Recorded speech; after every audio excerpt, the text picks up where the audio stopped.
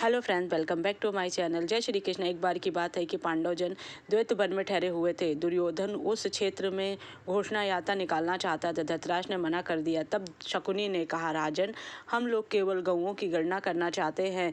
पांडवों से मिलने का हमारा कोई इरादा नहीं। जहाँ पांडव रहते होंगे हम वहाँ तो जाकर भी नहीं जाना चाहते। इस तरह शकुनी धृतराष्ट्र को मना लिया और दुर्योधन और शकुनी को फिर मंत्री एवं सेना सहित वहां जाने की आज्ञा दे देता है। दुर्योधन गाय बछड़ों आदि की गणना करते समय कुछ लोगों के साथ द्वैतवन के एक सरोवर के निकट पहुंचा गया।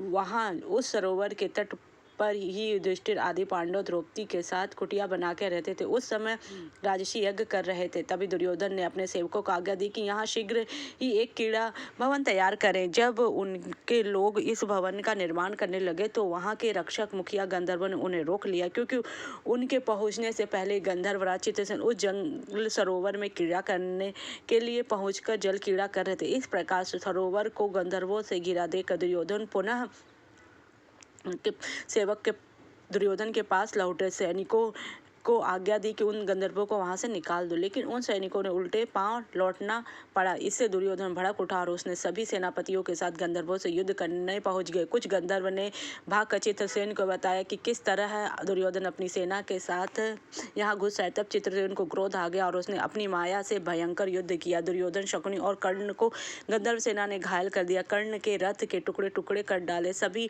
भागने लगे, लेकिन चित्रसेन की सेना ने दुर्योधन और दुशासन को मारने की दृष्टि से घेर कर पकड़ लिया। कौरवों की सेना के लोगों ने भागकर पांडवों की शरण ली और उन्होंने दुर्योधन आदि के गंधर्वों की सेना के घोर युद्ध के बारे में बताया। युधिष्ठिर को सुना। युधिष्ठिर के समझाने पर भी गंधर्व नहीं माने।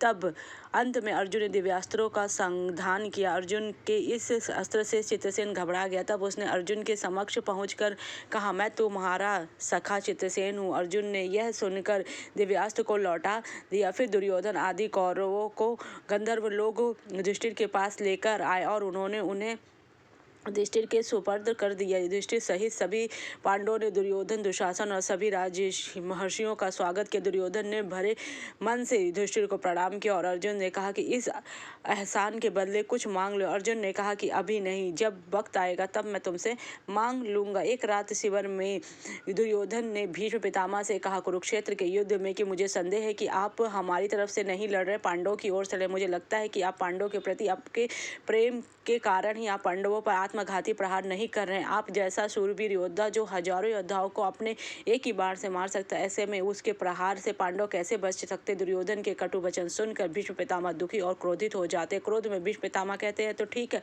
मैं कल एक दिन में ही पांडवों को मार डालूंगा। ऐसा कहकर उन्होंने अपनी मंत्र शक्ति से 5 सोने के तीर तैयार किए और दुर्योधन को दे दिए।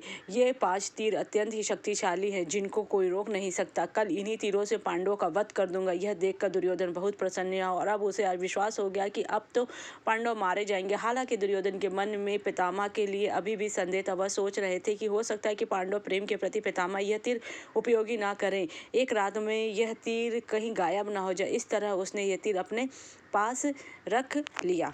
पितामह से, मुझे आप पे बिल्कुल भी भरोसा नहीं। मैं यह तीर आपको केवल तभी लौटाऊंगा जब कल आप युद्ध के मैदान में पांडवों के उससे युद्ध करें। पितामह ने दुर्योधन की बात मान ली और उसे तीर दे दिया। दुर्योधन उन 5 तीरों को ले जाकर अपने शिविर में लौट गया।